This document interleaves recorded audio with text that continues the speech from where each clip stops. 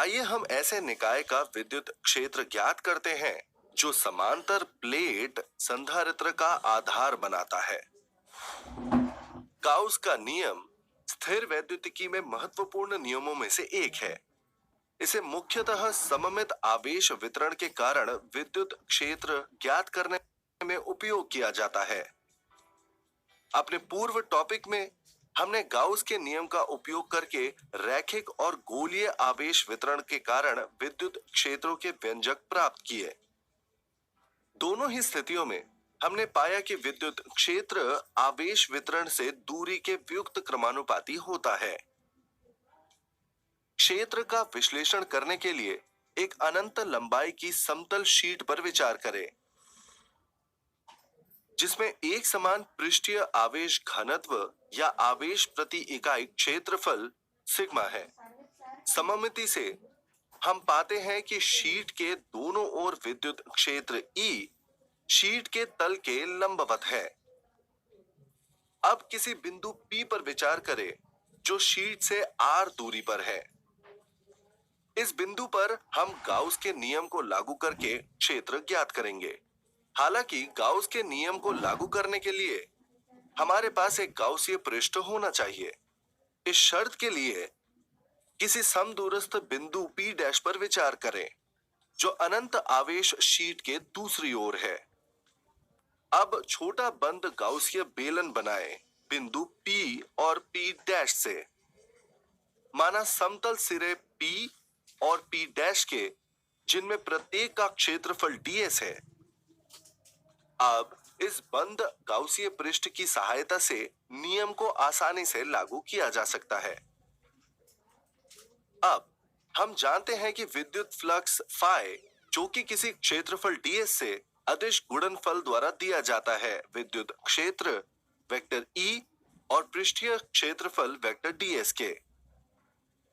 यदि थीटा वो कोण है जो विद्युत क्षेत्र और क्षेत्रफल सदिश के बीच बनता है, तब phi is equal to modulus of vector E into modulus of vector ds cos theta. इस व्यंजक का उपयोग करके अब हम गाउसीय पृष्ठ से गुजरने वाला कुल विद्युत फ्लक्स ज्ञात करें। माना फाई 1 और फाई 2 अंतिम पृष्ठ से और फाई 3 बेलन के वक्र पृष्ठ से गुजरने वाला फ्लक्स है।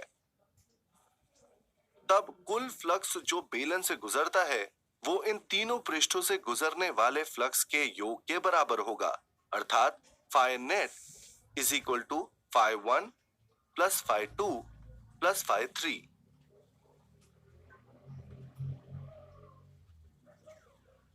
यहां अंतिम पृष्ठों के बिंदुओं पर वो कोण जो विद्युत क्षेत्र और क्षेत्रफल सदिश या लंबवत बाहर की ओर निर्दिष्ट के बीच है वो 0 डिग्री है।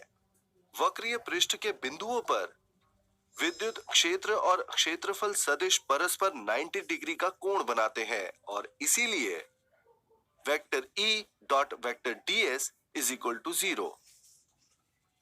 कुल फ्लक्स फाई नेट जो किसी बंद पृष्ठ से गुजरता है, phi net is equal to EDS plus EDS plus 0, जो कि बराबर है 2EDS के।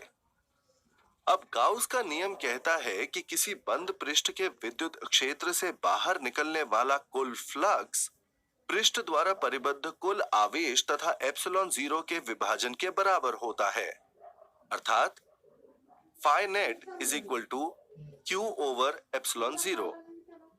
यहां एप्सिलॉन 0 निर्वात की विद्युतशीलता है। बेलन में परिबद्ध शीट का क्षेत्रफल ds है। इस प्रकार गाउसीय पृष्ठ द्वारा परिबद्ध आवेश प्रति इकाई क्षेत्रफल आवेश और बेलन के अनुप्रस्थ काट क्षेत्रफल के गुणनफल के बराबर होता है, अर्थात Q is equal to sigma ds। अतः गाउस के नियम से हमारे पास है phi net is equal to sigma ds over epsilon 0। समीकरण 2 और 3 से हमें प्राप्त होता है 2EDS is equal to sigma ds over epsilon 0 या E is equal to sigma over 2 epsilon 0। सदिश निरूपण में समीकरण को निम्न प्रकार लिख सकते हैं। Vector E is equal to sigma upon 2 epsilon 0 N cap, जहां एन कैप एक इकाई सदिश है जो तल के लंबवत है और उससे दूर निर्दिष्ट है। ई शीट से दूर निर्दिष्ट है यदि सिग्मा धनात्मक है और शीट की ओर निर्दिष्ट होता है यदि सिग्मा ऋणात्मक होता है। यहां उल्लेखनीय है कि विद्युत क्षेत्र शीट से दूरी r से स्वतंत्र है। सारांश: किसी अनंत लंबाई वाली एक समान आवेश घनत्व की समतल शीट के कारण विद्युत क्षेत्र निम्न द्वारा दिया जाता है। Vector E is equal to sigma over 2 epsilon 0 N cap. प्रत्येक बिंदु पर विद्युत क्षेत्र का परिमाण शीट से दूरी r से स्वतंत्र होता है। इसीलिए गाउस का नियम हमारे विद्युत क्षेत्र ज्ञात करने में सहायता करता है, जहां आवेशों का जटिल वितरण होता है। हमें केवल इस बात का ध्यान रखना होता है कि गाउसीय पृष्ठ का चयन उपयुक्त हो और फिर उसके लिए गाउस नियम लागू किया जाए। क्या आप जानते हैं गाउस का चुंबकत्व का नियम भी मौजूद है, जो चुंबकीय फ्लक्स के बारे में बताता है? हम इस पर अपने आगामी अध्यायों में चर्चा करेंगे।